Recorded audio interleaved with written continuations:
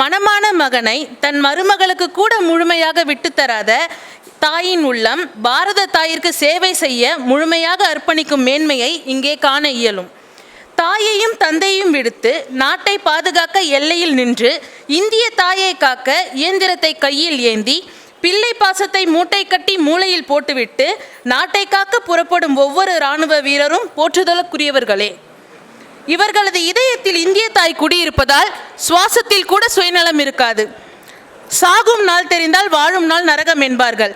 இமை பொழுதிலும் தன் மரணம் நேரிடும் என்று அறிந்தும் உடல் மண்ணுக்கு உயிர் பாரத திருநாட்டிற்கு என வாழும் எல்லை காவலர்களுக்கு மரியாதை செய்து விருது வழங்குவதில் எல்லையற்ற பெருமையும் ஆனந்தமும் கொள்கிறது கலாம் விதைகளின் விருட்சம் சமூக இயக்கம். வருகை புரிந்தவர்களை வரவேற்று மகிழ்வது என்பது தமிழர்களின் ஓர் அறம்.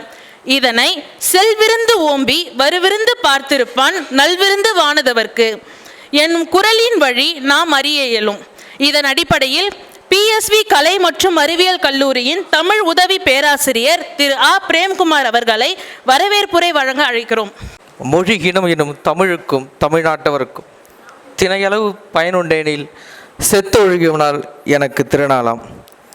தமிழ் அணைக்கும் புதுவை தமிழ்ச்சங்கத்தில் சங்கமித்து இருக்கும் உயர் சான்றோருக்கும் இத்தமிழ் ஆசிரியரின் தமிழ் வணக்கம்.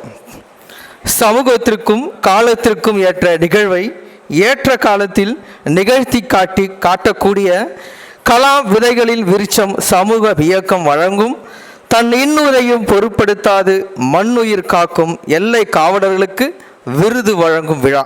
இவ்விழாவிற்கு வருகை புரிந்துள்ள அத்துணை சான்றோர்களையும் ஊடக நண்பர்களையும் வருக வருக என வரவேற்று இடம் சார்கிறேன். நன்றி.